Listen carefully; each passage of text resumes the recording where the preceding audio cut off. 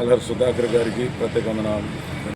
మతాల మధ్య ద్వేషాలు, రెచ్చగొట్టే ఆలోచనలు అనేది అవన్నీ అనేక మంది పుట్టిస్తున్న మాటలే కానీ ఆయన ఎక్కడా కూడా మందిరాలు జరపొద్దు, మీరు సువార్తలు చేయొద్దు, మీరు యేసుప్రభు నమ్ముకోవద్దు, మీరు అనేక విధంగా హిందువుల్లోకి అందరూ వచ్చేయాలా అని ఎప్పుడు కూడా ఎక్కడ కూడా వినడం నాకు వినలేదు, నేను ఎప్పుడు చూడలేదు.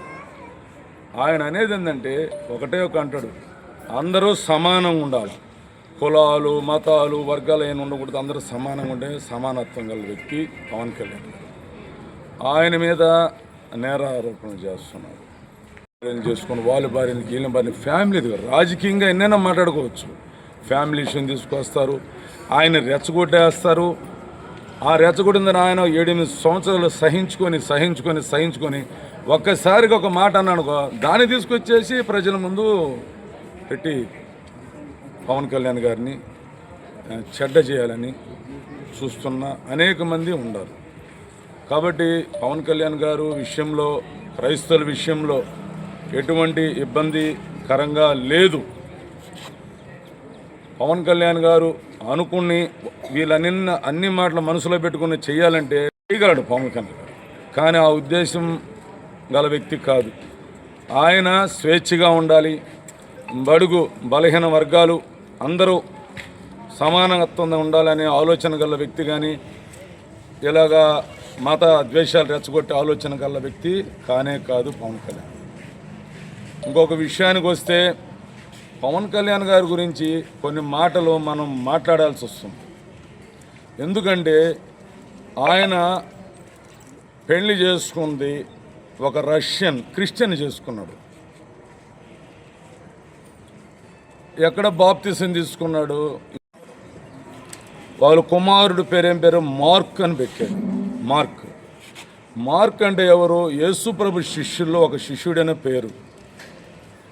ఇలాగ క్రిస్టియానిటీ. రెండవది వచ్చి చిరంజీవి గారి కోడలు, ఆమె యేసుప్రభు గురించి ఎంతగానో ఇష్టపడి చెప్తుంటుంది.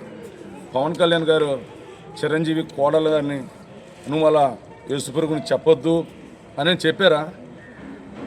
ఎందుకు చెప్పింది? యేసుప్రభు అంటే నాకు ఇష్టం, యేసుప్రభు నేను నమ్ముకున్నాను, యేసుప్రభు అంటే చాలా ఇష్టం నాకు, ప్రేమ, ఆయన కరుణామయుడు, ఈ భూప్రపంచంలో ప్రతి ఒక్కరిని రక్షించడానికి వచ్చి లేచిన నిజదేవుడు ఆయన యేసుప్రభు అని ఎలా చెప్పింది చిరంజీవి గారి కోడలో? ఆ ఉద్దేశాలు వాళ్ళ కుటుంబంలో ఉంటే, మత ద్వేషాలు రెచ్చగొట్టాలనుకుంటే క్రైస్తవం ఎవరైనా సువార్త ఏమైనా చేయగలరా? అల్లకొల్లం అయిపోద్ది. అలాంటిది ఏమీ లేదు. మేము యేసుభిషేక మినిస్ట్రీస్ తరఫున మాట్లాడుతున్నాం పాస్టర్ సమూహంతో. అలాగే మంగళగిరిలో కూడా పాస్టర్స్ కూడా 15-20 మంది చేరారు. అది పవన్ కళ్యాణ్ గారు కూడా చూశారు. కాబట్టి ఈ మాటలన్నీ వ్యర్థమైన మాటలు. నిజమైన క్రైస్తవుడు అధికారులను, రాజకీయ నాయకులను, రాజులను, అధికారులను సన్మానించుడని చెప్పాడు, కానీ కొట్టేసి ఎక్కడంటే అక్కడ ఏ విధంగా అంటే మాట్లాడమని యేసుప్రభు చెప్పలేదు. ఈరోజు చర్చిలో వచ్చినాం, ఆయన మంచితనం అంతే, మంచితనం ద్వారానే ఈ విధంగా వచ్చినాం. సనాతన ధర్మం అంటాడు, సనాతన ధర్మం వాళ్ళది హిందువులకు సంబంధించి, సనాతన వాళ్ళు ఇష్టం. అది ముస్లిమ్స్ ఉంటారు, ముస్లిమ్స్, క్రిస్టియన్స్, ఎవరెవరు మతాలు స్వేచ్ఛగా వాళ్ళు జరుపుకోవచ్చు అని పవన్ కళ్యాణ్ స్పష్టంగా చెప్పాడు. యేసుభిషేక మినిస్ట్రీస్ ఈ ప్రార్థన ఆవరణ చేరి మేము మాట్లాడుతున్నామంటే ఇది పార్టీ సంబంధించిందనేది ఏ విధంగా ఉందంటే రాజకీయ అనుకూలం వద్దు. పవన్ కళ్యాణ్ ఒక డిప్యూటీ సీఎం, ఆయన్ని మేము అభిమానిస్తున్నాం. ఆయన ఆరోగ్యాలు క్షేమంగా ఉండాలని కోరుకున్నాం.